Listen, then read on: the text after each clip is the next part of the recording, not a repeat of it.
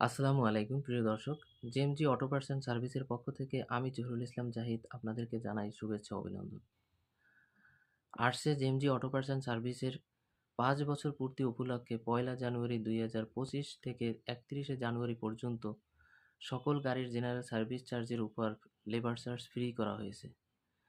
তাই আপনাদের গাড়ি আমাদের সার্ভিস সেন্টারে পাঠিয়ে জেনারেল সার্ভিসের উপর লেবার চার্জ ফ্রি সুবিধা গ্রহণ করবেন।